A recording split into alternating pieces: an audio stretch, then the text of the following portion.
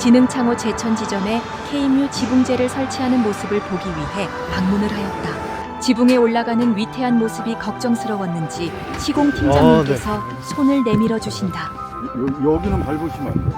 쭉 밟으면 그렇. 알겠습니다. 잘 다니시네요. 그런가요? 대뜸 반장님 세 분이 모여서 심각한 이야기를 하시는데 무슨 일이 있는 걸까? 안녕하십니까. 진흥 인터내셔널 지원 대표라고 합니다. 제천 진흥창호 전시장을 새롭게 짓고 있습니다. 3월 정도 말이면 완공이 될 것 같고요. 전시장이 완성이 되면 촬영해서 보여드리도록 하겠습니다. 진흥에서 KMU 지붕재를 어떻게 시공하는지에 대해서 자세히 보여드리도록 하겠습니다. 가시죠.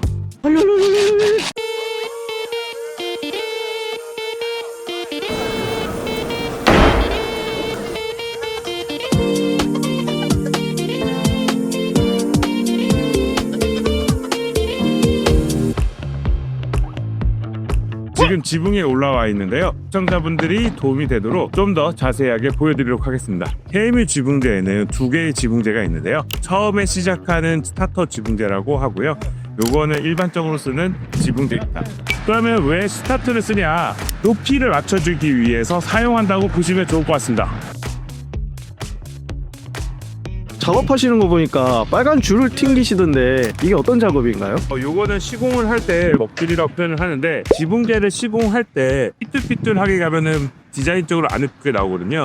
그래서 라인에 잘 맞추기 위해서 먹줄을 작업을 해줘야 이쁘게 시공이 될 수 있습니다. 먹줄을 틔울 때는 364를 틔우는데요. 왜 364 먹줄을 틔우냐? 저희가 여기 노출되는 182가 됩니다. 그래서 2장 곱하기 2를 해서 364를 틔우는 게 좋다고 보시면 될 것 같고요. 못을 받고 난 다음 오버래핑을 합니다. 지붕재가 덮어주기 때문에 물이 들어가지 않게끔 한다고 보시면 될 것 같고, 여기 미세 선들이 있습니다. 장과 맞출 때 이렇게 자리를 잡는다 생각하면 됩니다.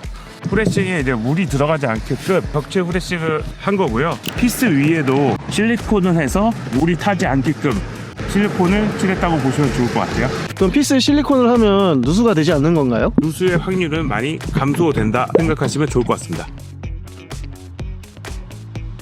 거의 마지막 단계인 용마루 부분에 와 있는데, 이렇게 보이시면 각재가 두 개가 보입니다. 그거는 양쪽 방향에 KMU 지붕재를 받쳐주고 하자가 안 나게끔 각재를 대어줬다고 보시면 좋은 것 같은데요. 하나를 덧대줬을 때와 덧대주지 않았을 때 차이점을 간단히 보여드리면, 이렇게 지붕재가 뜨는 현상이 생기는 부분이 있습니다. 없을 때는 이렇게 흔들렸기 때문에 바람에 의해서 KMU 지붕재가 쓸 수가 있습니다. 근데 옆에 부분은 각재를 박았기 때문에 빳빳하게 잡아주는 역할을 한다. 안정적인 구조를 갖고 있기 때문에 각재를 꼭 해주셔야 되고요. 용마루가 가더라도 다 커버할 수 없기 때문에 다 한 장 한 장씩 잘라서 요 위도 덮어줘야 되는 거는 꼭 필수적인 조건이라고 보시면 좋을 것 같습니다. 지붕 정사도에 따라서 각재의 높이가 조금씩 변경될 수 있는 부분을 생각하시면 좋을 것 같아요.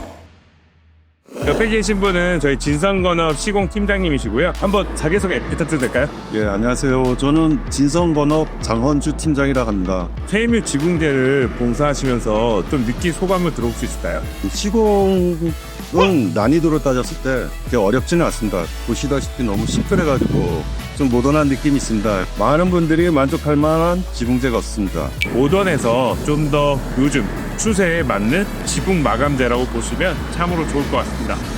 다음에는 저희가 좀 더 다양한 팩트로 다시 만나길 바라겠습니다. 안녕!